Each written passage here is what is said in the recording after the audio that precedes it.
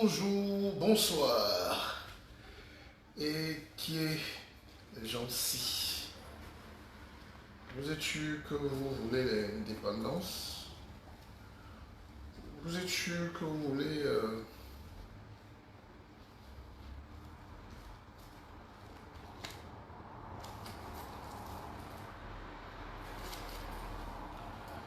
Vous êtes sûr que vous voulez l'indépendance? Je connaissais les choses l'impépé comme ça. Vous êtes sûr que vous n'aimez pas l'esclavage?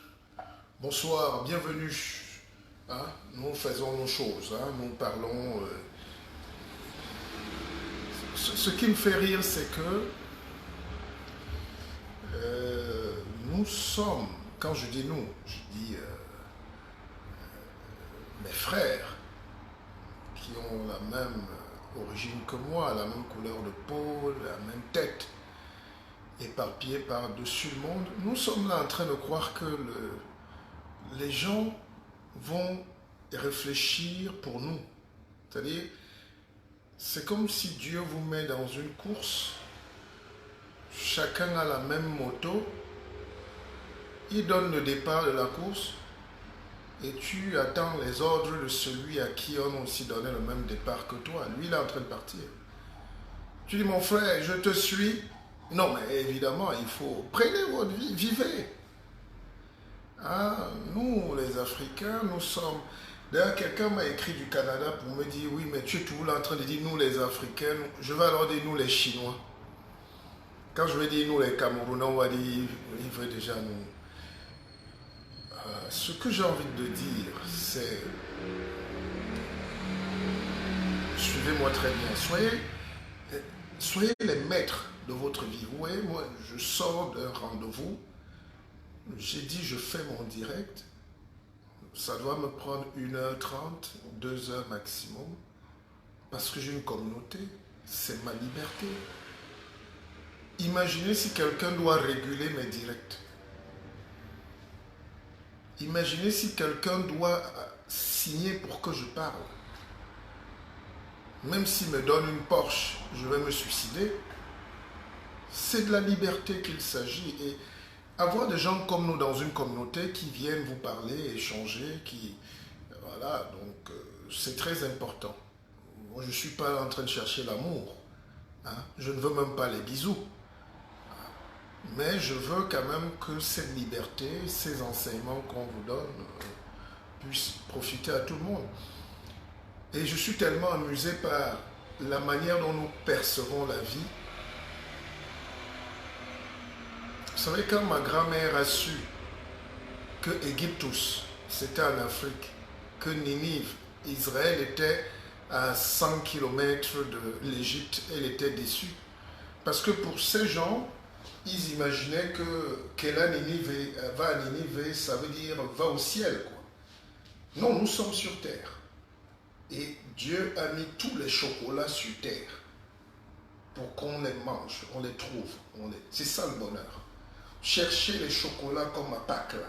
Vous savez, les enfants doivent faire les œufs de Pâques. On cache des chocolats dans les coins du jardin et ils doivent les trouver. La vie est bourrée de trésors. Je dis bourrée de trésors. Et j'ai suivi, vous savez, je chantais un petit bout de chanson, mais c'était en néondo et tout. Et puis des gens m'écrivent, depuis quand tu chantes en cette langue? Je dis, ben écoutez, oh là là. Quand je chante en italien, personne n'est subjugué. Donc, l'intégration sera difficile. Le développement risque d'être très difficile parce que nous ne comprenons pas. J'ai écouté Mila Souté. Marilyn Guillard disait que elle dit que beaucoup de personnes croyaient que Jérusalem c'est au ciel. Mais comment vous voulez discuter avec des gens qui sont déjà bloqués dans leur tête comme ça? Ça veut dire que tout ce qui va venir d'Israël, de Jérusalem, ça peut être mauvais. Ils vont dire c'est Dieu puisque ça vient du ciel. Donc, il faut reconstruire l'idéal et l'idéal de vie de chaque homme qui a été blessé et fouetté. Chaque descendant d'Africain porte les germes de la défaite. Et il faut s'en débarrasser. Ceux qui sont déjà libres, je dis bien pour eux, mais ceux qui ne sont pas encore libres, attention, il faut tout faire. Hein. Le voyage sur Terre, si qu'on a, c'est la fusée a décollé. Les moins compétents tombent, la fusée avance. Et c'est cette manière de voir les Camerounais entrer dans les choses des autres. Hein. Vous savez, l'autre jour, j'étais avec mon frère, Gabriel Marion, on discutait, puis on rencontre. Quand vous trouvez un Africain zélé, qui méprise un peu les autres, qui croit qu'il est plus intégré en France ou en Europe, quand vous discutez un peu, vous voyez qu'il va vous donner une carte du Lions Club, du Rotary. Pour eux, c'est le summum, quoi. Donc, ils sont dans les cercles ésotériques des autres et ils croient qu'ils sont des lumières. Le gars m'a donné sa carte, il a écrit, il ne donne ni sa fonction, ni son nom. Il met son nom et il met Rotary, Paris. Je dis, mais jeune homme, soyez plus élégant. Vous ne verrez jamais les créateurs de ces districts-là pérorer de leurs ailes sur leur... Alors, tant qu'on a ce genre d'Africains en France ou en Europe, on n'aura jamais nos sociétés, on n'aura jamais nos clubs, on n'aura jamais nos cercles de réflexion, parce qu'ils sont à fond dans l'esclavagisme psychique et mental des autres. Je n'ai rien contre, je connais très bien de quoi je parle. C'est un maître qui parle. Ces choses-là, c'est bien parce qu'on se copte, on étudie, on avance, mais après, qu'est-ce que ça apporte? Puisque personne ne peut t'aider tant que tu n'es pas du même district que lui. Le but de la vie, ce n'est pas d'aider seulement les gens qui font les messes à minuit avec nous. C'est d'aider les gens qui... L'idée même de la royauté chez nous, c'était que le roi mangeait le dernier. Vous êtes chef de famille pour la plupart. Je pense que vous ne mangez pas avant les enfants. Vous devez manger en dernier, quand tout le monde a mangé. Le chef, c'est ça. Le roi, c'est celui qui donne à tout le monde. Puisqu'on est là pour lui, on donne. Et si l'Afrique se porte mal aujourd'hui, c'est parce qu'il n'y a pas de roi, il n'y a pas de vrai chef, il n'y a pas de leadership, même en politique aujourd'hui. Et c'est un problème, c'est un vrai problème parce que les rois ne touchent pas de l'argent, ils sont de l'argent. C'est-à-dire, il y a les esclaves en bas, il y a une classe intermédiaire là, et puis le roi est là-bas, et puis c'est lui qui produit, qui réfléchit pour les autres.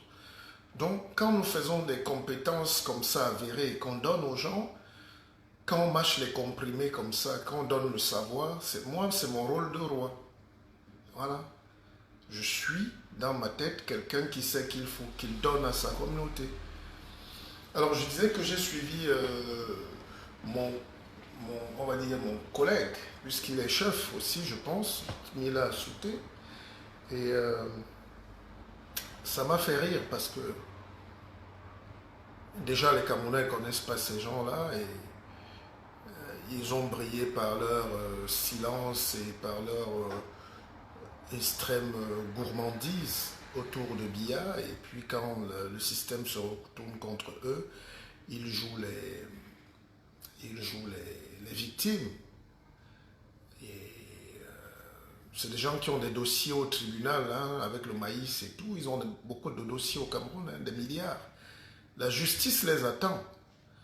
Et je suis très content parce que même quand les gars veulent déjà penser au retour, ils commencent à faire un rétro-pédalage stratégique en soutenant le président Biya, qu'ils ont combattu, qu'ils ont agressé, qu'ils ont même voulu tuer pour certains. Alors, je ne connais pas ce monsieur personnellement, mais j'ai vu qu'il a fait une sortie où il fait le bilan de l'avancement du Cameroun et il nous vend la peur que non, ne sortez pas, ne faites pas ceci, protégeons Paul Biya, l'État fait ceci. Je dis, mais bien sûr, le président n'a pas besoin de ça. Moi, je ne crois pas qu'il y aura la guerre au Cameroun, je crois à l'intelligence des Camerounais. Et par contre, je n'aime pas le discours infantilisant. C'est-à-dire, l'histoire des peuples, c'est la liberté. C'est la quête de la vie meilleure. Et il n'y a jamais un peuple qui a perdu sa liberté pendant les temps durs ou qui a donné sa liberté gratuitement et qui l'a retrouvée quand la situation s'est améliorée. Jamais dans l'histoire humaine. Science politique ou pas, pour moi, ça ne veut rien dire. C'est l'intelligence qui est importante. Il n'y a pas une science qui s'appelle science politique. Hein, c'est l'analyse des faits de politique, d'économie politique, de politique économique. C'est les jeux entre les nations. C'est ces codes-là qu'on a essayé de mettre dans des formats pour en faire une science. Quand les Pierre Lacoste écrit dans les années 70 que la géographie, c'est faire la guerre. Celui qui fait la géographie, c'est préparer la guerre. C'est eux qui ont fait les prémices même de la science politique. Il faut que les Africains arrêtent de faire comme si c'est un mysticisme. C'est les relations internationales. C'est tout. Et nous tous, on en est des maîtres là-dedans. Il n'y a pas un plus maître que ça. Alors, quand je suis des bons hommes comme ça qui pensent que les Camerounais sont immatures, c'est ça qui me fait beaucoup mal. Aïcha Bonita, bonne semaine à toi. Gros bisous d'ailleurs. Tu m'as fait un bisou, je te remets le bisou. Chez nous, on dit tu m'as surpris avec le bisou, je te surprends avec le même bisou. Donc, ce qui me fait rire quand les Africains parlent souvent aux gens, c'est comme s'ils parlent aux gens moins supérieurs à eux, quoi. C'est-à-dire, je ne sais pas comment quelqu'un peut être exilé à Paris et dire aux gens qui se battent pour vivre au Cameroun qu'attention, la guerre, ceci ne suivait pas tel. Qu'est-ce que tu en sais de leur vivre au quotidien, de leur liberté? Moi, je ne donne plus de consignes. Je peux donner un conseil. Moi, je me suis, parce que je viens de cette racine, de ce socle du peuple-là, vous ne pouvez pas imaginer la souffrance. Quand les gens ragent, quand ils enragent, quand ils en bavent, quand ils n'en peuvent plus, qui sommes-nous pour donner les directives? Oh, il faut protéger. Oh, les gens qui vous envoient en route. Personne ne peut envoyer personne en route. Ça, c'est un discours politique qu'il faut arrêter tout de suite. Quand quelqu'un n'arrive plus à payer l'école de ses 4 enfants, où il y a 2 filles de 12 ans qui se prostituent, quand il n'arrive plus à payer son loyer, quand il n'arrive plus à avoir un repas digne, quand il n'a plus de force, il devient une bombe humaine. Appel à l'opposition ou pas appel, vos discours scientifiques ne l'intéressent pas. Il va faire ce qui est à sa gestion psychique du moment. Son état mental va le conditionner à la rue ou pas. Quand le peuple descend à la rue, on n'a strictement rien à dire. Évidemment, notre rôle, c'est de ne pas encourager ça. Tant qu'il y a la paix sociale. Parlons d'ailleurs de cette paix. Comment on peut parler de paix sociale quand nous avons un pays où les filles de 12 ans accouchent, sont violées, l'éducation est délabrée? Je ne veux pas faire le tableau. Je risque de ne trouver aucun point positif. Or, ce n'est pas ça le but.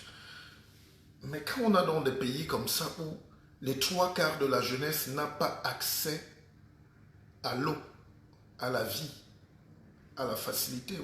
Vous croyez que nos petits débats là, les gens n'écoutent pas. Les gens font à un moment ce qui leur revient de loyal. La guerre au nord-ouest et au sud-ouest, si nos appels pouvaient stopper ça, j'ai fait au moins 100 vidéos pour dire non à la guerre au nord-ouest et au sud-ouest. Mais politiquement, vous ne pouvez pas. Parce que les gens ont basculé. Ils ont basculé dans l'irréel. La politique, donc, c'est d'amener les gens à ne plus basculer dans l'irréel. C'est comme les terroristes ici. Vous avez beau dire que ne vous explosez pas vraiment, et tout. C'est ça le problème des civilisations qui se croient supérieures. On a vu ça en France. Et au Canada, par exemple, et en Finlande, dans les pays nordiques, il y a moins de terrorisme parfois. Parce qu'eux, ils n'ont pas créé des ghettos. Chaque jour, ils travaillent pour sortir les gens de la pauvreté. Mais comment vous laissez les gens mourir dans la pauvreté, dans un pays où le miel coule, et vous revenez en sapeur-pompier dans des grosses vestes, et vous leur tenez des discours hallucinants, des menaces à peine voilées? On ne menace pas un peuple. Moi, j'ai entendu qu'il y a marche, je ne sais pas quand, là. Vous savez, le 22 septembre, le 22, moi je sais que c'est l'indépendance du Togo. Moi je croyais que c'est de ça qu'on parlait. Mais si c'est une marche, Pourquoi les gens me demandent mon avis sur la marche? Une chose est sûre, moi je ne marche pas. Je ne marche pas, mais je n'ai pas... Quel est le droit que je vais dire aux gens de marcher ou pas? L'État donc doit garantir le fait que les gens puissent s'exprimer librement. Des gens dans un pays peuvent sentir la menace de trop. C'est cette menace de trop qu'on appelle la crise politique, parce que les débouchés politiques sont fermés, sont incertains. Il n'y a pas de respiration, il n'y a pas de démocratie. Donc vous vissez tellement des choses. Et c'est le conseil que j'ai donné au président Biya. Vous qui aimez donc le président Biya, ne venez pas menacer le peuple. Donnez des conseils à ces gens qui ne comprennent rien. Ils ont basculé dans la bêtise absolue de l'abondance. L'argent est caché dans tous les murs de leur maison. Et puis de ce côté, vous avez des gens qui n'ont jamais eu accès à l'eau propre.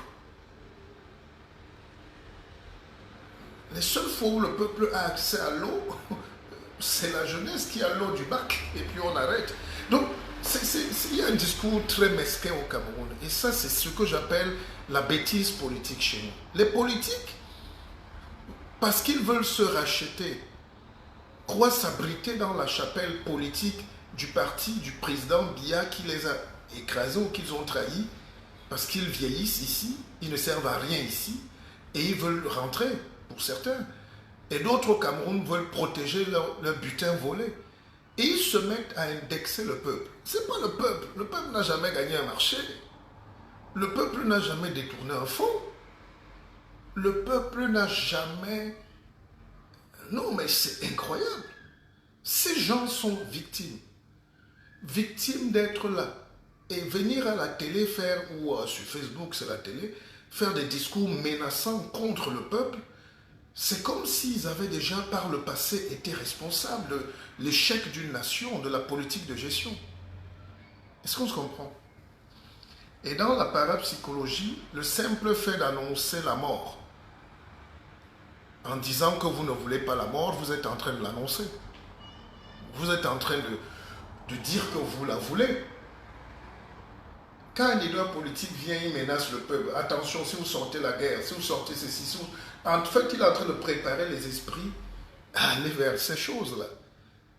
Il y a un autre discours qui amène les gens à dire, bon, écoutez, on vous comprend, ce n'est pas évident en ce moment. C'est pour ça qu'il faut deux écoles politiques. Il faut un renouvellement de la classe politique.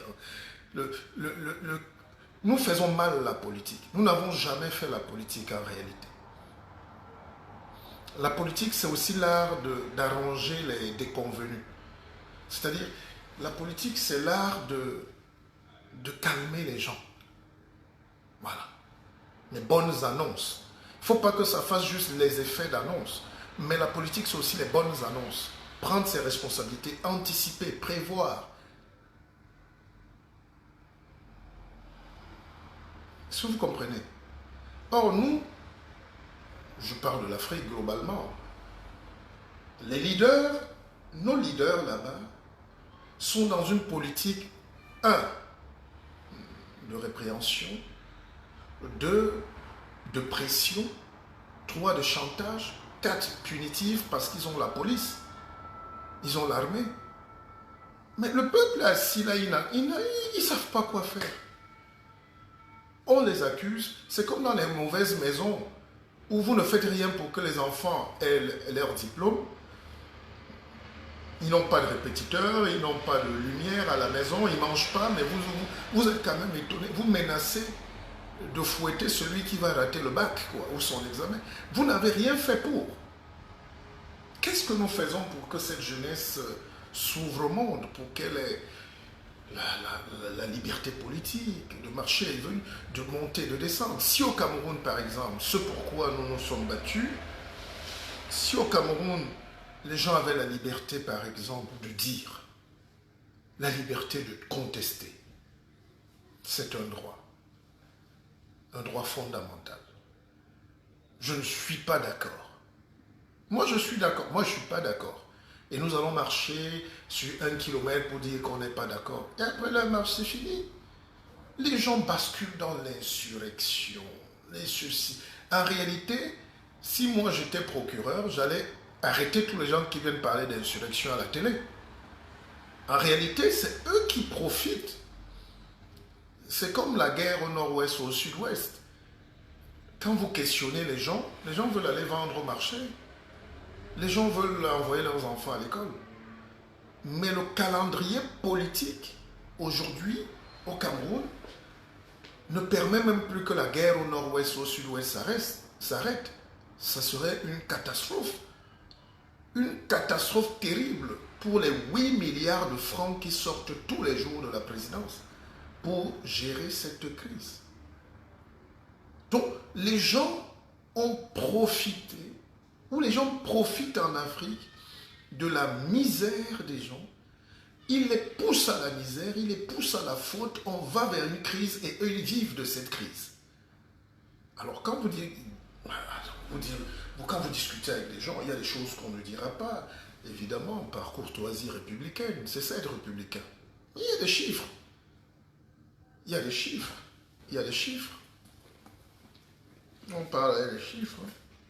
On a des courriers. On a des... N'oubliez pas que je suis d'abord un enquêteur à la base. On a des chiffres. Et quand je prends mon sac de la mystique du pépé, ça veut dire qu'il y a les choses là-dedans. Je vous donne un chiffre. S'il y avait donc des journalistes au Cameroun, pas appeler des gens pour divertir les Camerounais, nous perdons 8 milliards de francs tous les jours. Et même les gens qui sont autour du président, ceux qui sont encore honnêtes, s'en plaignent. Parce que c'est le pays qui va à la ruine. Et le dire ici, c'est être républicain. C'est ça être républicain. Tirer la sonnette d'alarme, quitte à perdre 1 ou 2 amis au passage, pour sauver la République. Si on ferme ce tuyau-là, eux-mêmes vont arranger la crise au nord-ouest, au sud-ouest, le lendemain. Mais comme il y a des métastases, comme ça rapporte, comme c'est un business, c'est incroyable. Personne ne veut que cette histoire s'arrête. Moi, j'ai appelé des relais à Bamenda. Les gens me disent, mais Chief, sometimes we sleep for you, yes, non, mais... C'est-à-dire, les gars dorment souvent, ils veulent la paix, on commence à tirer sur leur toit. Qui tire? Et les scénarios politiques, vous ne pouvez pas tous les comprendre. Ces gens qui décaissent cet argent sont prêts à tout pour que ça ne finisse jamais. Et quand vous apportez les solutions à un conflit, les gens bloquent. Et on cherche à accuser l'opposant. C'est très facile. Mon tonton Kodok avait toujours son sac comme ça. Il ne faut pas toucher là. Ce n'est pas les jeux. Comme vous, les enfants des petits blancs, là, vous doutez souvent de la force africaine. Ce n'est pas les jeux, ces histoires.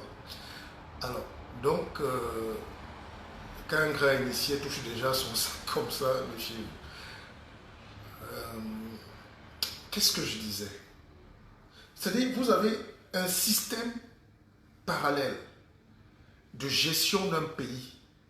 Ils constatent que le pays n'est pas très bien géré, mais ils entourent le président, par exemple.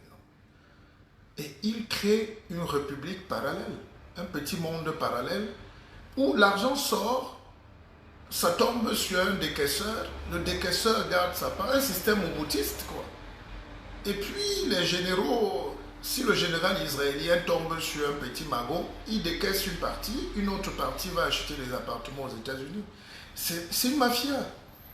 Et après, par exemple, moi je vais vous dire, si moi j'avais un conseil à donner, j'allais dire aux gens, les 22 septembre ou quoi, décembre là, restez même chez vous. Parce que, bon, je n'ai rien dit. Considérez que je n'ai pas dit ça. Je fais juste, si vous permettez qu'on réfléchisse. Parce que, il y a déjà près de 10 milliards débloqués pour contrer l'insurrection. On a appelé des cabinets même à Paris pour réfléchir sur l'insurrection du... C'est le 26 ou le je ne sais pas quoi là. Donc la République imaginaire se sert de ces prébendes là en réalité pour faire leurs affaires. Ils peuvent même dire que le 22 septembre, il y a eu 150 arrestations à Yaoundé.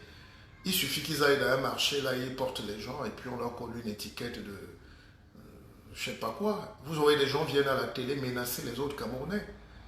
Les gens n'ont même pas encore marché. Je ne sais même pas ce qui se passe en réalité. Mais bon, vous savez, la vie m'a appris tellement de choses, ou m'apprend tellement de choses tous les jours, que j'ai appris à garder certaines opinions pour moi finalement. Parce que depuis 2018, j'ai dit des choses.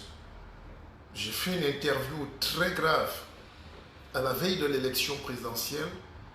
Si les gens m'avaient écouté, on aurait épargné beaucoup de souffrances et de tort. À nous tous. Moi, je sais que l'avenir maintenant, c'est comment reprendre notre souveraineté. Je sais ça. Et ça ne va pas être facile parce que vous avez vu, le 13 septembre, c'était hier, non? Aujourd'hui, c'est le 14. Donc, il aurait été tué, par exemple. Et ce qui est magique, c'est que la vie est juste.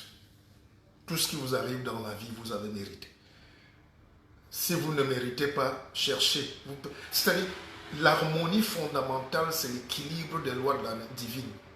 Vous vous amusez, vous êtes frappé. Quand vous payez... Alors moi, j'ai traversé une situation très dure où j'ai payé.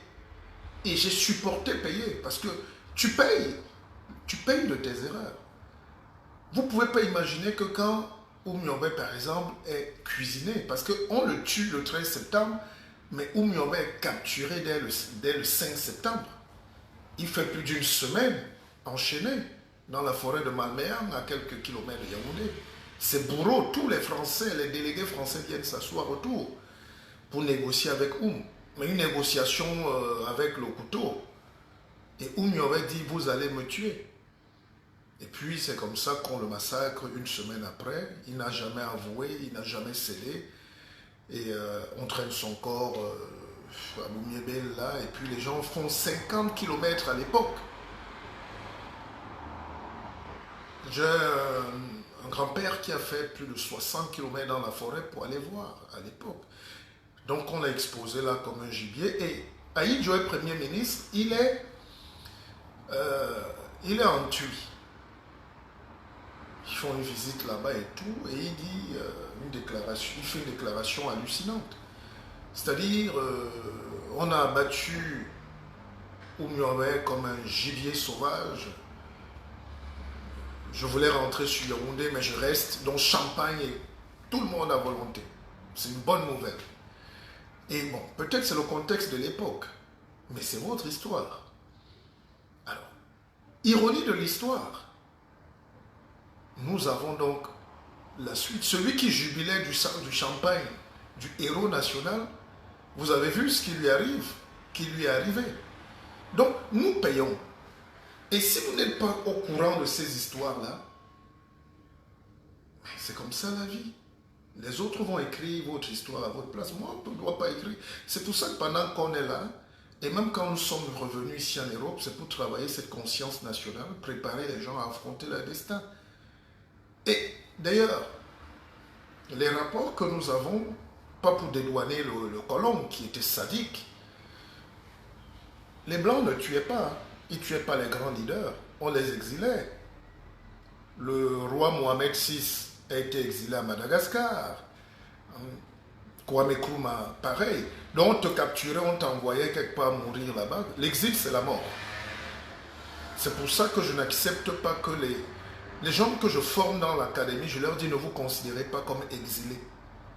Parce que vous raterez. Considérez-vous comme un homme de là où vous êtes.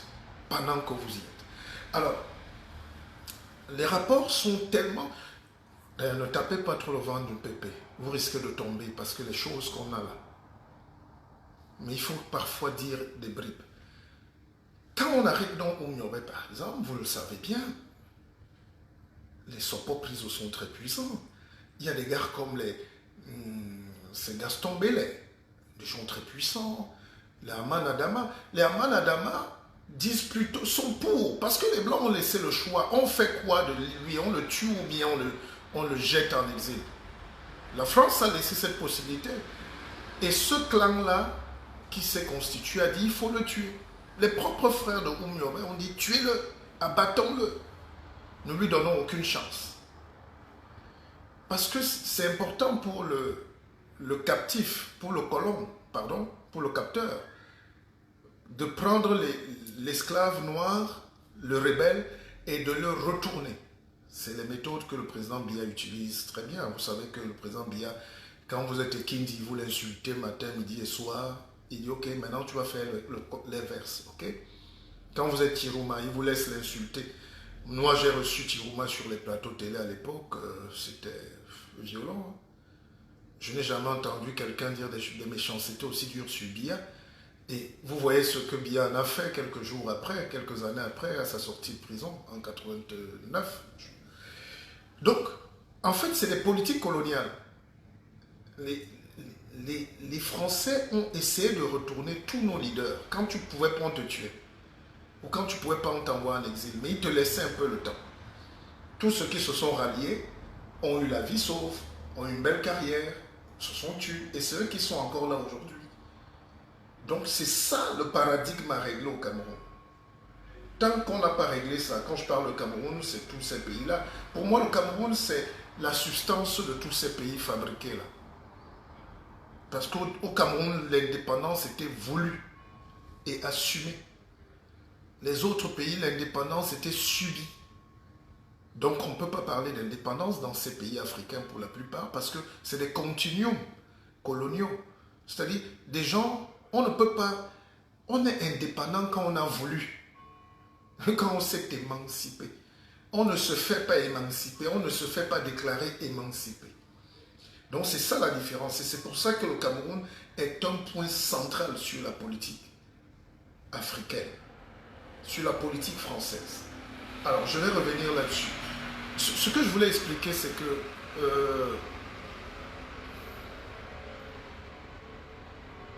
Njoya Aruna était le patron de la sécurité à l'époque et il avait sa résidence à Messa. C'est là où tous les gars là viennent rester pour débattre du cas de Oumyobé. Et vous savez qui est Njoya Aruna. Donc, voilà donc le socle de mensonges sur lequel notre peuple... Vous savez pas qui est Njoya Aruna? Non, faites aussi des efforts. Cherchez aussi un peu. Cherchez de temps en temps. Un pépé. Un pépé oui. Alors, bon, évidemment, vous savez, parfois quand on fait des petites conférences comme ça, on détaille un peu l'atmosphère. Parfois, je m'arrête une minute pour vous dire, oui, le pépé connaît. Hein? C'est pas du pédantisme, c'est pas méchant. Hein? Ne souffrez pas de ça. Je suis l'héritier d'une grande culture de transmission des vecteurs de savoir et j'ai vu mes illustres papas, les Mélonais, le professeur Lep, Ngango, des enseignants d'un niveau. Alors chaque fois qu'ils, même nous au village, quand on converse, les gars s'arrêtent une minute, ils vous demandent, n'est-ce pas n'est-ce pas le professeur connaît? Et puis tout le monde dit, oui, le prof tu connais. Même avec les étudiants, c'est pas une... bon, c'est pour détendre l'atmosphère. Mais revenons aux choses sérieuses. Donc je disais que le malheur, par exemple, d'un pays comme le Cameroun, si malheur il y a, c'est que nous sommes encore dans l'esbrouf. Nous sommes encore dans le continuum de ce massacre idéologique et physique. Vous savez que Oumyobé est mort en 58. 10 ans plus tard, c'était qui? Moumié. Wandier est mort en 71, janvier. Bref, sur 10 ans, on a éliminé tous ces gens-là, méthodiquement. Et tous les gens qui ont pris du champagne et jubilé de la mort de ces héros sont à la tête aujourd'hui de ce système verrouillé. Et vous imaginez donc que les gens qui ont jubilé de la mort et qui ont contribué à tuer les héros, ceux qui voulaient qu'on soit là, non libres, c'est eux, ils ne peuvent pas avoir des idées sur la volonté du peuple à s'émanciper. Même quand la France se laisse tout ce qui intéresse, je vais vous dire terre à terre, ce qui intéresse le colon quand il vient chez vous, c'est la richesse. C'est comment venir faire la prédation des matières premières sans trop dépenser. Donc c'est le capitalisme. Alors, à partir du moment où il est rassuré de gagner, pourquoi il va encore menacer les gens? C'est ce que les Anglais font. Donc quand les Anglais s'assurent que leurs colonies peuvent rapporter, le thé monte chez la reine, que le bois, que les chefs ramènent leur paille, prennent leurs taxes, ils tournent le dos. Mais la prédation française, et c'est là où il y a un problème avec cette France-là, pas avec le peuple de France. Je fais partie du peuple de France, qu'ils le veulent ou pas. C'est comme ça l'histoire. Vous-même aussi. C'est pas nous qui sommes venus chercher la France. C'est la France qui est venue nous tamponner. Et vous faites le reproche aux gens aujourd'hui d'être dans ce tamponnement-là. Quand vous faites les métis naissent souvent d'une rencontre fortuite. Voilà. Quand les métis sont là, vous assumez vos métis. Donc nous sommes un peu des hybrides aujourd'hui de cette colonie et de cette Afrique-là qui était en train de trouver ses marques. Alors, il faut savoir que ce qu'on fait comme reproche à la France, c'est son extrême intelligence. C'est-à-dire, elle ne laisse même pas souvent la possibilité aux gens sur place de s'émanciper, de réfléchir.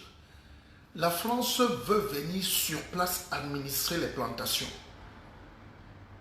Donc, quand Bolloré descend chez vous, il rase d'abord la terre, il s'assure que personne autour n'aura un champ.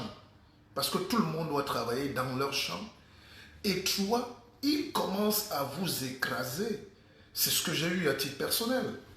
Aujourd'hui, beaucoup de gens peuvent se moquer de nous parce qu'on cherche 100 000 euros de temps en temps ou 10 000 francs, CFA. Ça arrive. Mais il faut savoir que c'est dans la posture d'industriel et de combattant et de révolutionnaire que nous rentrons chez nous. Et quand vous perdez une plantation, par exemple, de 100 hectares, c'est que Bolloré ou la PHP, ils peuvent bien laisser votre plantation, mais ils ne veulent pas qu'à côté d'eux se développe une idée même que des gens chez eux peuvent faire ça. Donc, ils sont prêts à aller négocier à l'État corrompu qu'on rase tout le village. Et c'est ce qui se passe. Et j'ai écrit un livre tellement important là-dessus il y a 5 ans, L'Afrique et son cancer du colon. Très peu d'Africains ont lu. Il est au programme à Sciences Po, ici à Paris. Parce que nous avons posé les bases de ce continuum esclavagiste français d'aujourd'hui. Aujourd'hui, quand je suis assis chez moi dans ma petite demeure, j'entends « Oh, les habitants d'une Thème ne veulent plus qu'on bouffe leur forêt. Oh, Thème ne veut plus. Oh, les ceci ne veulent plus qu'on écrase leur forêt. » Ça me fait rire. Nous avons écrit, nous avons développé, nous avons fait des thèses là-dessus. C'est ça qu'on reproche à l'Empire français. C'est-à-dire, quand ils descendent sur place, ils rasent tout. Et ils ont donc besoin des gens qui cautionnent cet esbrouf. Ils ont besoin des gens sur place qui punissent leur propre peuple. C'est pour ça que quand on annonce une marche, ce n'est pas la marche qui est un problème. Les gens peuvent marcher et ils partent, ils rentrent chez eux. Vous croyez bien que, connaissant le Cameroun que je connais là, ça peut choquer certains. Je ne crois pas. C'est très dur d'être leader au Cameroun. Parce que on a 1 million d'intelligences contradictoires. Il n'y a jamais quelqu'un qui dit un truc et tout le monde se couche. Alors pour qu'un leader atteigne ce stade-là, soit ça va être par le biais de la religion, soit ça va être par le biais de l'argent. Il faut une masse énorme de finances ou une masse de pression au-delà de la culture, mais une mystique religieuse, une secte. Il faut des lobbies tellement puissants pour que au Cameroun, tu puisses dire à 1 million de gens, voilà notre jour, allons lutter. Il y a tout un type qui va se lever, qui est ton cousin, qui est ta femme, qui est ton neveu même, qui va être nommé la même nuit pour déstabiliser les projets des autres. Donc, je ne crois pas à l'effet de groupe chez nous. Il y a toujours un étudiant qui va se lever là et dire, moi, je ne suis pas d'accord. Il y a toujours un passant qui va dire, lui, il bloque.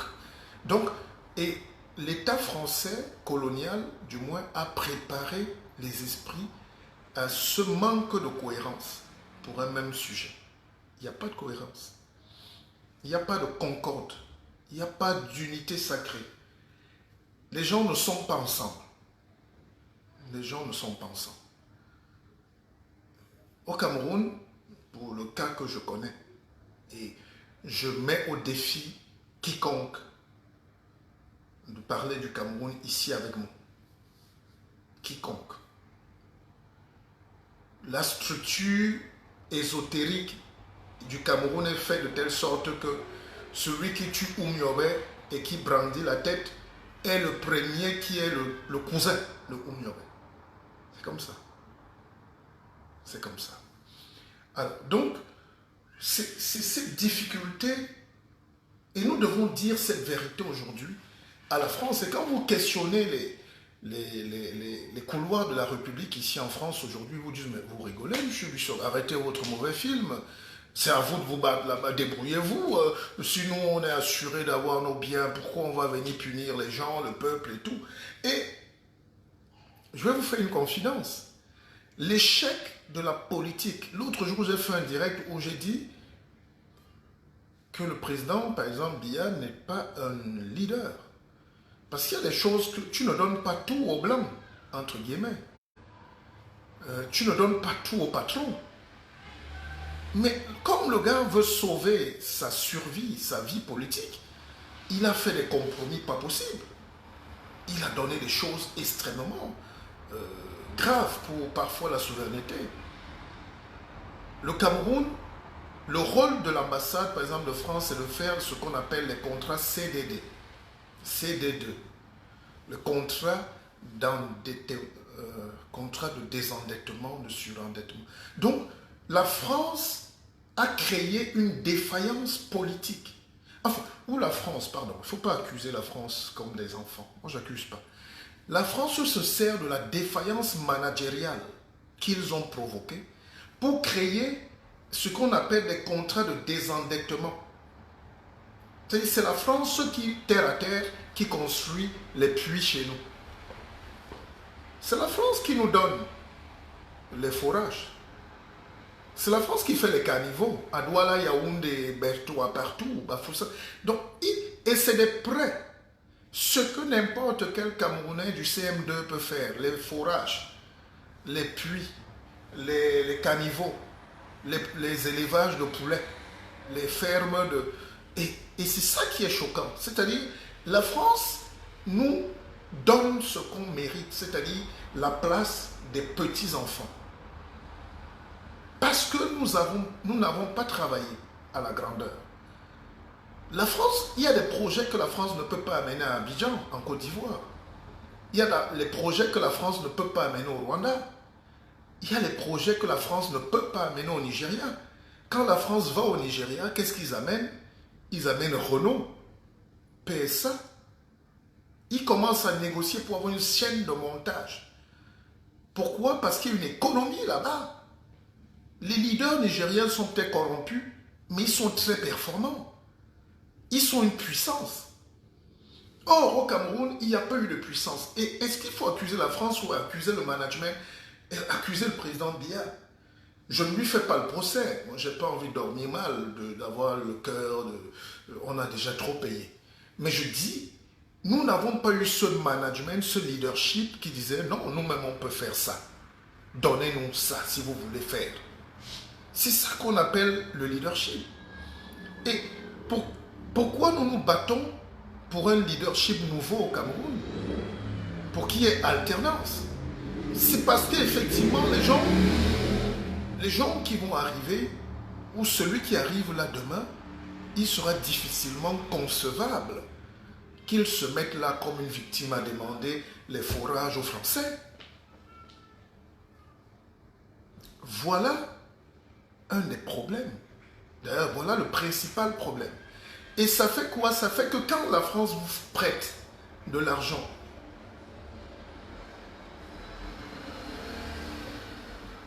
pour faire les caniveaux. Il faut donc savoir que la France prend cet argent au FMI, à la Banque mondiale. L'argent que la France n'a pas.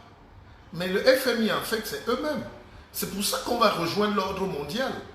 Si je peux développer même plus tard, je vais arriver à ce qu'aujourd'hui on fait. Il y a des gouvernements, quand vous entendez les Sarkozy parler de l'ordre mondial, vous voyez les Macron qui ressemblent étrangement à Sarkozy aujourd'hui, ils parlent de la bête va arriver, c'est-à-dire il y a un gouvernement de globalistes, des gens qui contrôlent la finance mondiale. Et le FMI a ce qu'on appelle par exemple les DTS, le droit de tirage spéciaux. C'est des lois votées en 69. Ça leur donne le droit de fabriquer l'argent en une nuit pour un pays. Donc de créer des devises. Et il faut que les gens soient preneurs. Et les preneurs, c'est les États faibles, les États défaillants. Des États. Et la seule manière de maintenir ces États défaillants, c'est par les pandémies. On va revenir au coronavirus. Et puis on va revenir à la guerre. Donc c'est les pandémies et la guerre. Donc quand vous associez ces deux trucs dans un pays, on vous vend la guerre, vous achetez. On vous vend la pandémie, vous achetez. On vous donne donc quoi? La pression. Donc on vous donne le prêt du FMI. On vous fait ce qu'on appelle le DTS, le droit de tirage spécial pour vos pays. Et au lieu que l'argent arrive cash, les gars vous imposent les 4x4. Hein? De deux, ils vous imposent après quoi? Après quoi? Après les forages. Après une école. Vous voyez l'ambassadeur de France va à Tchang. Il dit qu'ils ont mis la peinture à l'université de Tchang. C'est pas un cadeau. Mais est-ce que pour mettre la peinture dans une université ou dans une école, pour construire une salle de classe, on a besoin d'aide d'une nation? Et c'est cette duplicité-là qu'il faudrait que le nouveau management soit à même de contrer. Donc il faut avoir une veille stratégique d'information, des cabinets. C'est ce qu'on appelle le cloud stratégique aujourd'hui. Or, quand vous regardez le système de nos pays là, totalement défaillant, les sous-préfets marchent la veste ici en plein midi, les gouverneurs, tout le monde, les ministres sont engoncés, le coup est gros de mauvais champagne, ils ne peuvent pas penser à ça. Et comme ils ne peuvent pas penser à une politique proactive, donc postmoderne, ils reviennent derrière envoyer les gens dans leur village. Et quand les gens même ne veulent pas aller dans leur village, même de force, ils créent la peur. Ils créent l'instrumentalisation politique et on cherche un bouc émissaire. Et c'est pour ça que je ne me suis jamais associé à ce genre de choses. Ça peut me valoir mon petit coin, ça peut me valoir aussi ma mise à l'écart, mon isolation des deux camps, mais je préfère avoir ma conscience tranquille et dire au peuple camerounais, finalement, c'est à vous. C'est à vous de vous libérer. Il n'y a personne au monde qui va libérer un peuple. Il n'y a personne au monde.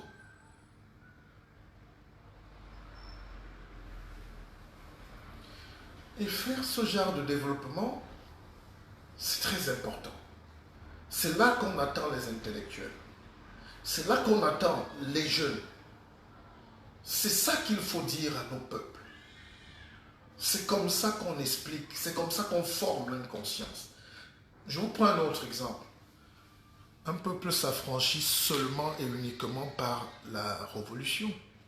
Ou bien la manière de dire non. Vous voyez comment la France est en train de perdre la face à la Turquie. Nous, on croit que la Turquie c'est un petit pays. Non. La Turquie aujourd'hui fait partie d'un nouveau monde. L'émancipation de la Turquie, c'est qu'on a refusé que la Turquie soit dans l'Union européenne, c'est la France. La Turquie, c'est le plus grand État européen qui est entre l'Asie et l'Europe. La Turquie a plus de 100 millions d'habitants. La Turquie, c'est la puissance démographique jusqu'en Allemagne. La Turquie, c'est aussi les industries nouvelles. La Turquie, c'est une puissance. C'est pour ça que Erdogan a dit qu'il reste là au pouvoir. Et il a dit aux Français, parce qu'ils sont à un conflit actuellement dans la mer de Grèce, la mer Égée. il y a un conflit terrible parce que la Grèce a des eaux territoriales. Et la Grèce croit que ces eaux-là lui appartiennent, non appartiennent à l'Union européenne. La Turquie dit vous mentez, nous entrons. Et ils ont mis leurs chars là-dedans. Chars, ça veut dire les navires. Les opérations militaires se font, ils ont affronté l'armée française. L'armée française est venue intervenir. Erdogan a été très violent. Il a dit à Macron, tu te tais. Exactement comme ça. Tu as tué 1 million d'Algériens, tu as tué 1 800 000 Rwandais, tu as tué tout le monde en Afrique. Chez nous, tu ne vas pas le faire. Si tu t'amuses, on va aller au corps à corps. La Turquie est prête à faire la guerre. Mais nous, les Africains, on a peur. À un moment, il ne faut pas avoir peur. Mais derrière la Turquie, attention, il y a la Chine. Parce que n'oubliez pas que la Chine a acheté le port du Pirée, en Grèce, la nouvelle route de la soie. Derrière la Turquie, il y a la Russie. N'oubliez pas qu'il y a eu des événements terribles avant-hier entre la Russie et les États-Unis en Syrie. Personne ne peut se laisser. Donc nous sommes en train d'entrer dans la 3e guerre mondiale. Et la place de l'Afrique va être déterminante. Et la place de l'Afrique va être donc centrale, dont la place du Cameroun doit être centrale. C'est pour ça que je fais ce direct en parlant du Cameroun, aujourd'hui. Parce que si on ne comprend pas ce qui est en train de se jouer, il y a quelques jours, il y a quelques mois, la Turquie a demandé au Cameroun ce qu'on appelle la ZAP, l'autorisation de survol de territoire. Et on ne savait pas pourquoi. Parce que la Turquie est en train de mettre une base, évidemment au Cameroun. Parce que comme dans la Première et la Seconde Guerre mondiale, c'est du Cameroun et du Congo, de Brazzaville, c'est de là que s'est organisée la résistance française. Et ces gars savent que si, parce que la guerre va éclater, là nous sommes en train, peut-être qu'elle n'aura pas la forme des tirs, on ne sort plus les canons comme ça, mais les muscles sont là. Les muscles sont là. Et dans ce monde-là, si nous on n'a pas le leadership qu'il faut, la tribu vient faire quoi là-dedans quand on parle des enjeux maintenant de globalisation, quand on parle de l'ordre mondial, quand on parle de Bill Gates qui veut vacciner 7 milliards d'individus, surtout en Afrique. C'est pour ça qu'il faut briser l'économie. Et tu ne peux pas briser l'économie d'un pays si le pays est stable. Enfin, tu ne peux pas briser, tu ne peux pas contrôler. Pour contrôler l'économie, il faut contrôler la monnaie. Donc, c'est pour ça qu'ils veulent nous empêcher d'avoir une politique stable, donc une politique monétaire. Et puis on aura l'argent. Et aujourd'hui, on est en train de dématérialiser l'argent. Nous sommes des visionnaires. Quand je crée Akeva Bank, pour dire à mes frères, nous pouvons nous-mêmes aujourd'hui, grâce à la crypto, à l'intelligence, à la dédigitalisation, la dématérialisation de la finance, nous pouvons créer un cloud de nos milliards et les placer partout dans le monde. Les gens ne comprennent pas. Mais je vous comprends, vous n'êtes pas prêts. C'est pour ça qu'on fait avec ceux qui sont prêts. Mais je vous explique donc que quand on ne peut donc pas contenir un peuple, seuls les leaders forts aujourd'hui tiennent la tête, dont les conservateurs. Mais chez nous, on conserve le pouvoir. Or, les autres pays conservent la souveraineté. Les autres leaders conservent la souveraineté. Trump est un ultra-conservateur, mais il conserve la souveraineté de l'Allemagne et des États-Unis, même si Trump ne gère même pas son administration. Mais il est la voix. On cherchait le blanc dur, costaud, un peu, qui va parler pour que la force américaine demeure. C'est un éventail. Poutine, c'est un dur à cuire. Si Poutine baisse les bras, la Russie est écrasée. On a commencé à déchirer la Russie devant lui. On a coupé l'État fédéral russe. La Chine, Xi Jinping est là jusqu'en 2035, il ne bouge pas. Il a dit aux Chinois, vous choisissez le bien-être ou la disparition. Je quitte là, on meurt. Ça, c'est autre chose. Erdogan est là, il a changé toutes les lois, il a cassé même les églises en mosquée. Il dit, nous sommes là, nous sommes musulmans. C'est pour s'affirmer. Après, on peut critiquer les dérives, mais en réalité, il faut un homme fort qui nous défende pour le pays, mais pas contre nous. La démocratie, c'est que les gens doivent pouvoir manger, faire tout, vendre, acheter, créer, étudier, danser. Mais au sommet, là, le gars qui est là se bat avec les autres pour ne pas céder. Or, nous, tant qu'on a un leadership faible, tout le monde va entrer. Une toiture percée, même le vent peut renverser la maison. Donc, voilà un peu. C'est ça le rôle d'un intellectuel, de venir dire des choses, de venir expliquer, de venir préparer les gens à la marche du monde. C'est pas de venir faire peur aux gens, de menacer comme si nos menaces ne veulent rien dire.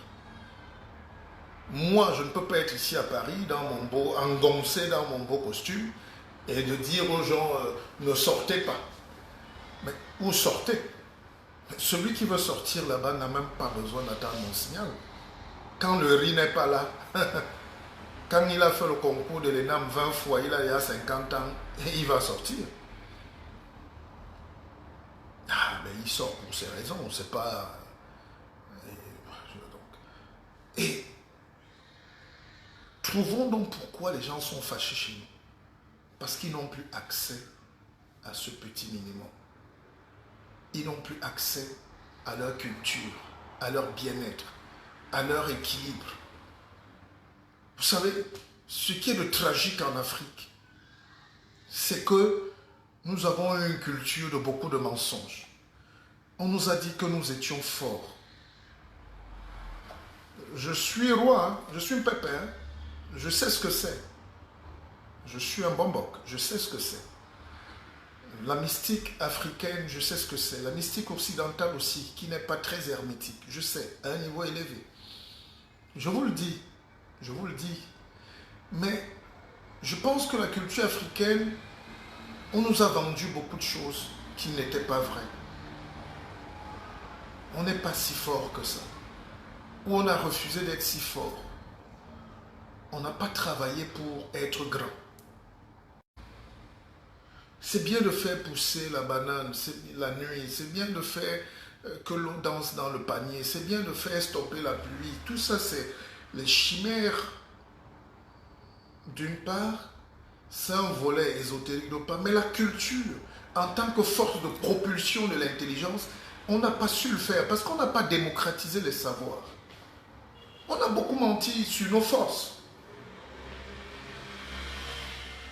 Et c'est ça qui fait que l'Africain ne sait pas qui il est aujourd'hui. Et c'est ce que Mongo Betty disait, notre malheur c'est qu'on est dans un monde qu'on n'a pas créé.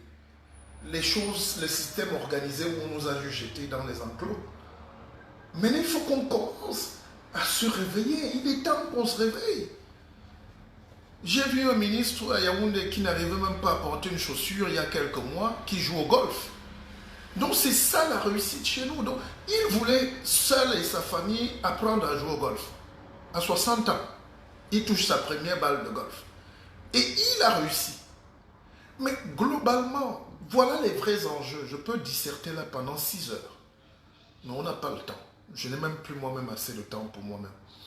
Mais c'est ça le drame aujourd'hui, c'est que nous sommes dans un contexte où personne ne veut plus réfléchir. Nous sommes dans un contexte où les gens qu'on suit sur Facebook, c'est les généraux Makosso qui vous disent « ils te donnent le mariage aujourd'hui, ils te donnent le milliard ». Je ne sais pas où ça se ramasse le milliard en donnant comme ça la bénédiction. Donc, la politique aujourd'hui que nous avons, c'est une politique répressive. Ce n'est pas une politique du bonheur. Ce n'est pas une politique que les gens voient que ça marche. Mais ça ne marche pas. Et si tu dis que ça ne marche pas, on dit que tu es l'ennemi.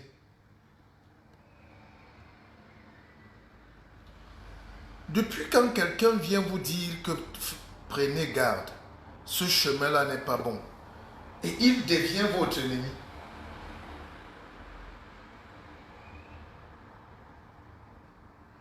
Depuis quand, même ici en Europe, quand je prends ma plume j'adresse un courrier aux instances qui dirigent même ce pays. Ils répondent avec intérêt. Ils étudient la question si ça vaut la peine. Et on vous convoque. Donc nous sommes arrivés à un stade où nous n'avons pas évolué nous-mêmes. Si on a tué les Oumyobé en 58 et que les gens jubilent encore aujourd'hui qu'on tue d'autres Camerounais, ça veut dire que par le même système qui a continué, ça veut dire qu'on n'a pas évolué. Il faut une nouvelle manière de voir le monde, une nouvelle culture, une nouvelle intelligence, de nouveaux managers, des gens plus brillants, des gens qui comprennent, des gens qui peuvent lutter autrement, des gens forts. Or, vous nous émasculez tous les jours. Quand tu veux te lever, on dit, tais-toi. Oh, tu exagères. Mais si on ne propose pas, si on ne construit pas, on aura des gens villageois. Quand il y a une inondation, ils attendent de décaisser l'argent pour acheter les matelas. Le matelas ne règle pas l'inondation. C'est comment élever le niveau de la terre face au niveau de la mer. C'est comment viabiliser. C'est comment construire pour que ça dure. Le Japon a 10 tremblements de terre parfois en un jour. Si c'était nous, c'est que nous tous, nos maisons sont déjà à terre. La gestion sismique au Japon, c'est de construire des immeubles qui balancent comme ça avec le vent, même de 500 km. Donc ils se sont adaptés à une menace. Nous, on ne s'est adapté à aucune menace. On n'a pas su riposter aux menaces. On n'a pas su cerner les menaces. Aujourd'hui, les menaces d'hier restent les menaces d'aujourd'hui et seront les menaces de demain. Et quelles sont ces menaces? C'est l'esclavage. C'est la colonisation, évidemment, qui est la petite esclavage, plus douce. C'est le néocolonialisme qui est encore un colonialisme plus dur que l'esclavage, mais plus propre. Et donc, notre destin à nous, c'est d'être esclaves. Et moi, je dis non. Je dis non. L'histoire a montré qu'il y a des peuples qui peuvent se libérer de cet esclavage, de cette pression mondiale, pour discuter avec les autres nations. Vous savez, Cuba a décidément le pays de Castro. Oh, un pépé. Oulène, tu connais. Nyaworoloun, Akoro. Tu connais. Je connais. Parce que je me dis, c'est pas possible. Vous savez, le peuple cubain est le peuple qui a le plus souffert au monde. Double embargo. Près de 70 ans, 100 ans d'embargo. On va dire un siècle, ouais. Alors, croyant faire du mal, je pense qu'il faut qu'on se mette nous-mêmes en embargo. Je pense que face au tribalisme, aux faux problèmes, là, il faut qu'on se mette en embargo, qu'on ferme le pays. On va voir comment on va chasser, on va dire que moi je suis de la fédération telle et toi tu es de telle. Nous serons obligés de vivre. Quand vous enfermez les souris dans un enclos, au bout de 2 heures, elles commencent à se faire bisous. Parce qu'elles comprennent que leur survie dépend de... Quand il fait froid, elles se mettent ensemble.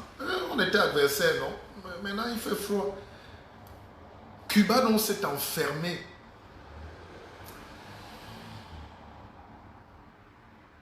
Il n'y a pas eu de pesticides. Donc, ils ont développé une agriculture bio. C'est pour ça qu'ils ont le meilleur miel du monde. Ils ont les meilleurs fruits du monde. La baie de cochon. Et les cochons abandonnés sont devenus sauvages et c'est les meilleurs cochons du monde. Ils ont les plus belles femmes. Ils sont les plus beaux sportifs. Ils ont la meilleure éducation. Ils ont les meilleurs médecins du monde. Parce que les gars ne pouvaient pas aller se soigner aux États-Unis ou en France ou ailleurs. Ils ont commencé à former les médecins eux-mêmes. Quand j'étais à Cuba, j'ai été marqué. Le gars qui prend la valisette là à l'aéroport, c'était un médecin, un chirurgien. Mais il sentait, et quand il ne peut pas travailler, il vient à l'aéroport tirer les valises pour gagner un peu d'argent. Parce qu'on paye en dollars. Donc, il peut tirer 10 bagages, il gagne l'équivalent d'un mois de salaire à l'époque, par rapport au cabinet médical. Mais il ne veut pas laisser la médecine. Voilà des exemples. Si on ne se recroqueville pas, quand vous voulez casser la tortue, qu'est-ce qu'elle fait? Elle rentre, non? On n'a pas dit le repli identitaire de faire rentrer une patte et de laisser le reste du corps dehors. C'est ça le tribalisme. Le tribalisme, c'est-à-dire l'escargot croit rentrer après il laisse une antenne. Non, c'est tout le monde qui rentre en même temps parce qu'on a le destin commun d'une nation. Est-ce que vous me comprenez? Aujourd'hui, les gens peuvent s'amuser et se moquer de ce qu'on fait comme enseignement. D'autres ont même dit on a raté notre vie parce que nous, on n'a pas eu des marchés publics, parce qu'on n'est pas nommé, parce qu'on ne nous a pas nommé député ou maire, ou je ne sais pas quoi, ou directeur de je ne sais pas quoi, si la vie s'arrêtait à ça. Mais je pense que ces vidéos qu'on fait ici seront virales pour demain. Ce qu'on est en train de faire là va servir de canevas pour la jeune génération. Je suis encore extrêmement jeune et fort, mais nous sommes neutralisés par beaucoup de force. Perdre notre temps en Europe fait plaisir aux Européens, on ne les gêne pas. Tous les jours, on m'envoie des courriers de rester en France. Parce que rentrer là-bas, c'est un danger. Donc, ils font des assassinats ciblés, mais intellectuels. On tue intellectuellement les gens. Avant, on tuait physiquement. Aujourd'hui, on vous désactive. Quand on fait vider 300 000 jeunes Camerounais tous les ans de leur pays, c'est qu'on sait qu'on est en train de vous débarrasser de la force de résistance. Le pays est vidé. Quand ils créent les guerres, et alimentés par nous-mêmes, on sait bien que les mamans vont mourir, les enfants meurent, les gens fuient. Ces gens-là ne reviendront plus jamais. Alors, un pays donc à genoux, affaissé, est un pays qui écarte les jambes pour les puits, les forages, comme je l'ai dit, au risque de me répéter. Donc, Cuba donc, a compris la nécessité dans la douleur absolue de dire, mais nous avons la mer, nous avons la terre, nous avons le soleil. Les gens nous ferment l'embargo, ça veut dire quoi? Embargo est qui? Ils se sont organisés à résister. Ça a pris le temps que ça a pris. Aujourd'hui, tout le monde rêve d'aller à Cuba. Je n'ai pas dit qu'on doit suivre les mêmes chemins, mais je dis aux gens que c'est la résistance. Or, ce que le peuple camerounais veut engager là, c'est une résistance. Mais vous voulez que les gens fassent quoi? Les gens sont dans les motos là du matin au soir, une jeunesse qui a les bacs, les doctorats, les licences. Vous ne voulez, vous dans vos têtes, vous croyez que leur situation est normale? C'est ce que je ne comprends pas. Vous voyez des mamans marcher avec 4 enfants et vendre les prunes. Vous croyez que leur situation est normale? Mais arrangez cette situation. Plutôt que de prévenir leur colère ou de combattre leur colère, battez-vous pour arranger leur situation. Moi, je regarde les gilets jaunes marcher ici, parfois je ris, nous sommes à Paris. Hein. Ils ont une culture politique de résistance, mais quand tu fouilles la plupart des gilets jaunes, là, ils disent la vie est dure, mais ce qu'ils disent pas, c'est qu'ils sont propriétaires des maisons de leurs parents. Beaucoup sont fonctionnaires, beaucoup ont du travail. Mais même comme ça, ils demandent à l'État. Et ils ont raison. Ils ont raison. Encore ce week-end, on a pris, j'ai vu à la télé, on prend un gars là, on dit, mais toi, tu mets un marché que tu as quel problème? Il dit, ben on m'a enlevé, en 2 ans, on m'a fait perdre près de 40 € dans mon salaire. Je dis, mais... Et on lui demande son salaire, il dit qu'il a 2300 € et il est au chômage.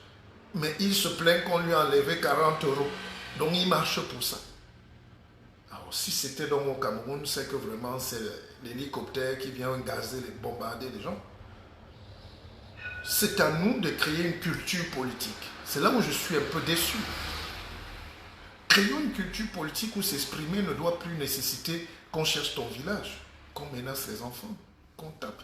Les jeunes Bensikineurs parlent là en route, on vient les rafler, ils sont en prison.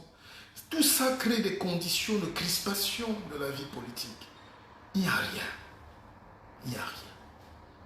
Je connais les Camerounais s'aiment trop. Ils aiment trop leur pays. Personne ne veut brûler. Personne n'a même jamais brûlé le Cameroun. Même au temps de la lutte, c'est les Français même qui montaient les gens pour venir brûler les cases.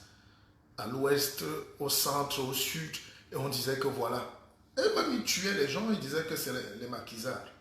Et nous avons commencé à appeler nos frères les maquisards. Oh, c'est ça qui décourage dans ces directs. C'est pour ça qu'on fait des conférences. Parce que il y a toujours un marabout qui vient là, il dit qu'il vend les portefeuilles magiques. Comment les Africains peuvent encore croire? Si ces gens-là sont là, c'est qu'ils ont des clients. Ces gens-là, comment on peut encore vivre dans un monde où quelqu'un dit qu'il vous vend le portefeuille magique? Ils ont des femmes. Il y a d'autres qui disent qu'ils vous donnent les grossesses, d'autres les mariages. Donc le mariage se donne. Oh, l'ignorance va tuer mon peuple. Donc, qu'est-ce que je disais?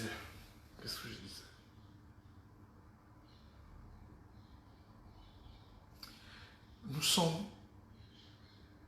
Je ne veux pas qu'on nous chosifie davantage. Je veux pas. J'ai peur qu'on ait raté notre vie finalement, parce que les gens nous prennent pour des enfants. Des gens qui ont lutté à main nue contre le colon il y a 100 ans. Vous croyez qu'en 2021, là, 20, là, nous avons peur?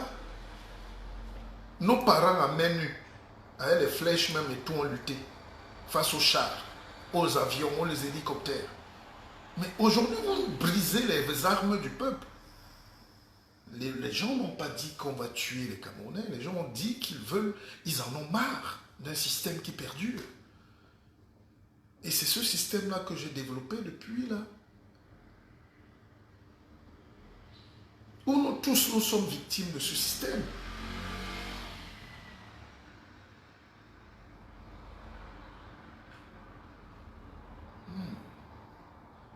Finalement, c'est comme si on a payé les gens pour maintenir les Camerounais dans l'enclos. Donc nous, les Africains doivent vivre comme du bétail dans l'enclos. Et qui ferme l'enclos, c'est leurs propres frères. Et c'est pour ça que quand on ouvre un peu l'art de la guerre, la majorité fuit. Mais il faut maintenir, libérer les énergies. La politique, c'est libérer les énergies. Moi, j'ai pris par exemple une idée l'autre jour, toute simple. Toute simple.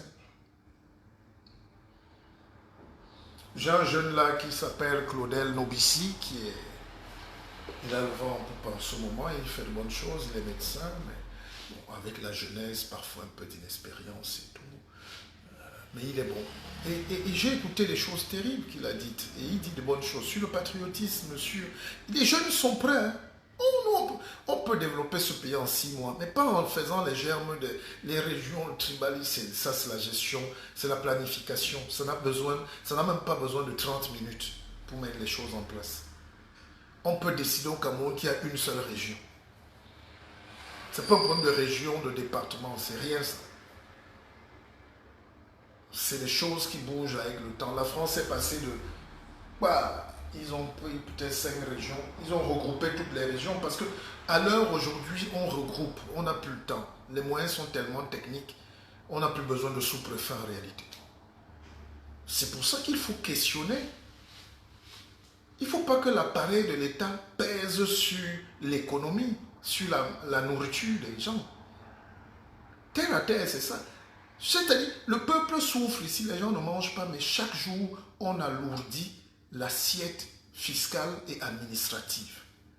Dans ce brouhaha, le progrès est bon. C'est-à-dire, on a le droit d'avoir le Sénat, l'Assemblée nationale, si c'est pour qu'ils dorment avec leur boubou là. Mais c'est les équilibres républicains, exécutifs, judiciaires, parlementaires, c'est normal.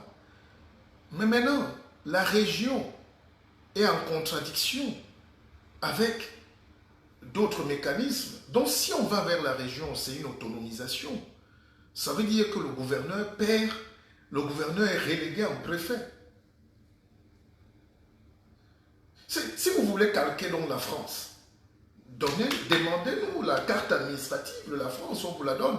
Au lieu d'envoyer les gens ici à l'ENA perdre le temps, nous enseignons ces choses-là. Pourquoi les gens ne consultent pas les intelligences? Pourquoi on est fermé? Pourquoi on est villageois? Mais maintenant, lançons le conseil, c'est ça? Moi, je ne peux pas m'opposer. Je n'ai même pas la force. Je m'oppose à quoi? Je vous dis seulement, il eût été logique, ou il eût été préférable, ou judicieux, de faire comme les savants ont fait, comme nos dévanciers. Alors, il serait très dur de garder les présidents de région, des conseils régionaux et les gouverneurs.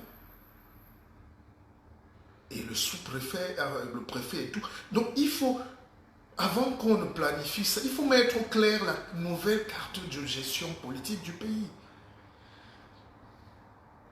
Sinon, on aura des doublons et des choses inutiles.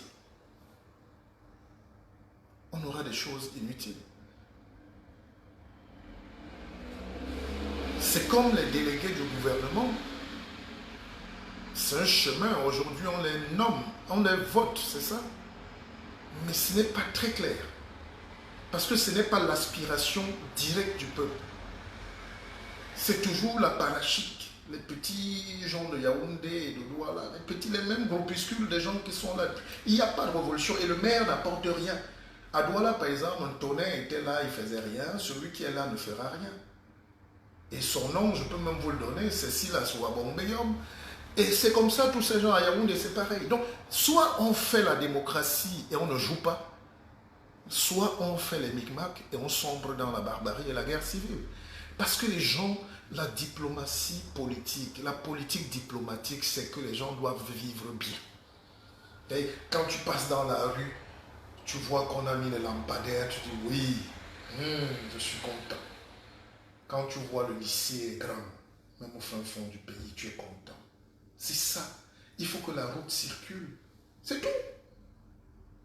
Il faut donc que le président du conseil dise son mot et que demain, le gouverneur n'existe pas. Il faut que le préfet ne soit plus président de la commission des marchés.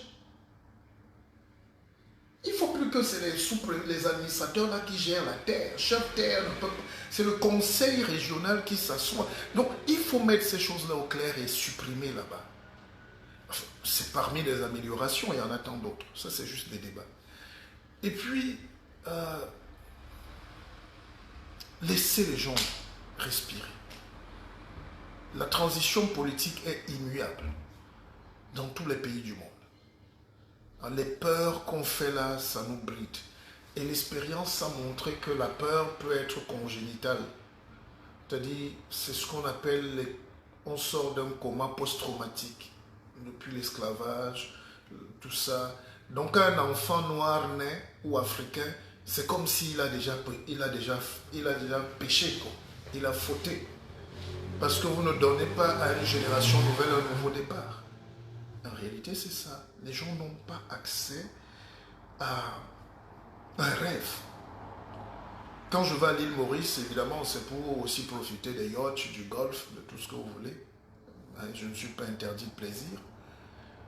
Mais c'est pour voir comment les gens qui sont enfermés dans un caillou décident de bâtir une des places financières mondiales centrales. Comment les gens qui n'avaient rien, la canne à sucre, l'esclavage, l'eau, décident du jour au lendemain d'eux. C'est ça, ce brassage. On revenait sur l'économie. Je vous donne une idée cadeau.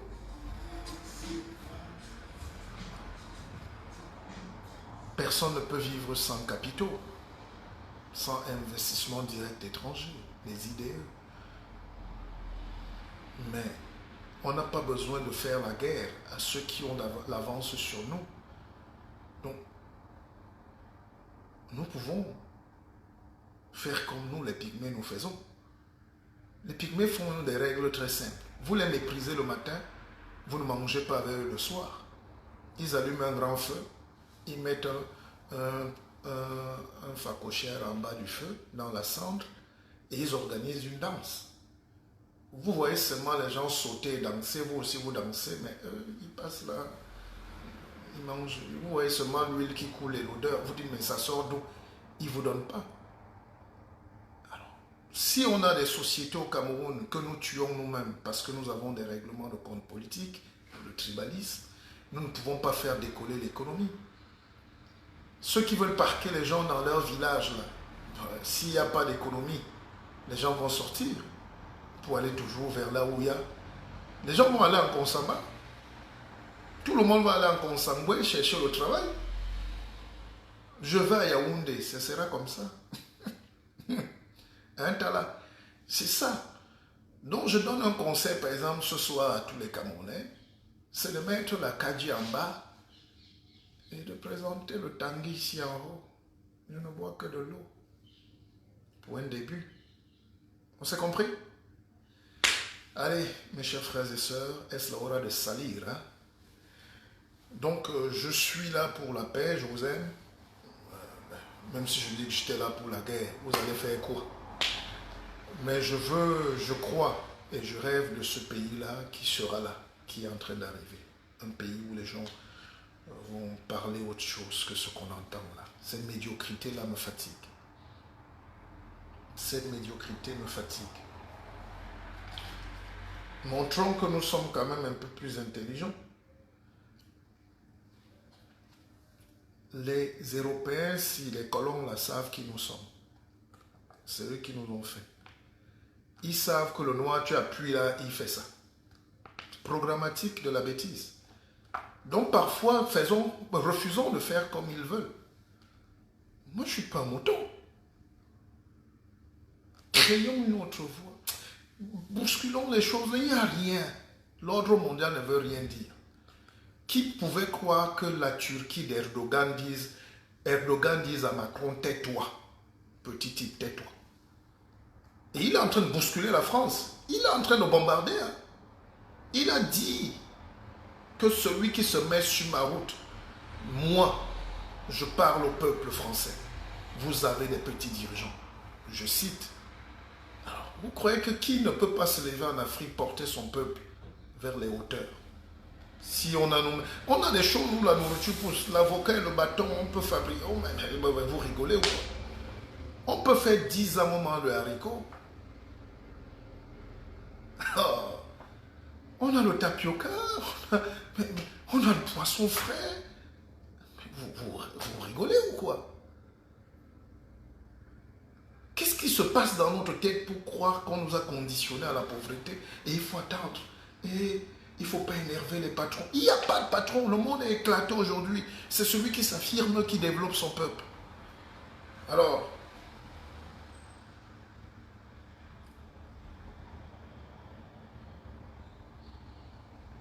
et c'est ce que je décris dans ce livre.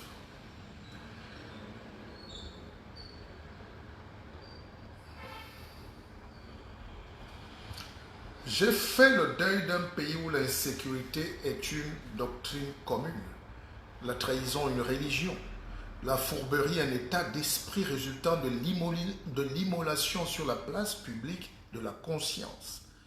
On a tué la conscience sur la place publique. Enfin, du peu qu'il en reste, de l'assassinat de la réussite par la peur. La critique systématique de ceux qui sortent du lot. Et la fatalité amplifiée par les dogmes et les religions. Quand vous venez encore plus bas, les théories de Sciences Po à Paris s'arrêtent net devant la porte du président fondateur, un homme qui contrôle tout. Il régule la respiration de tous les habitants.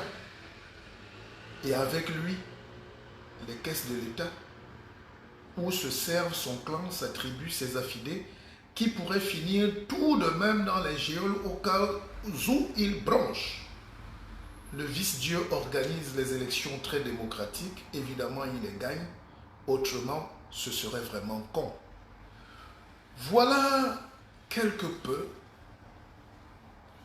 dans un certain pays de l'hémisphère asiatique, comment les gens se comportent encore là-bas.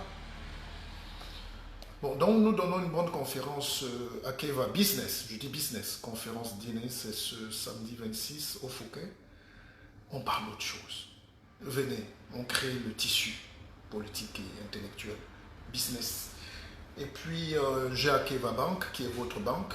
Grâce à vous, on marche. Nous, on fait nos choses. Personne ne va venir faire. Je peux vous expliquer la monnaie du matin au soir. C'est mon dada. Je pense qu'on doit même me donner un diplôme maintenant en finance, parce que je ne dors que là-dessus. Et puis, commandez ce livre, écrivez-moi. On met Akeva. Voilà. Et puis, tenez, pour les femmes, ouais, j'ai dit que j'avais Mongo Betty. Bon, là, j'ai découvert ce livre, Josika, le guide du ventre plat. Hein? Voilà, c'est une jeune Camerounaise, pas très connue, pourtant elle est chirurgienne. Hein? Les femmes ont ce problème-là. Bon, allez, portez-vous bien. Le guide MPP va manger dans un bon restaurant, parce qu'il doit bien vivre.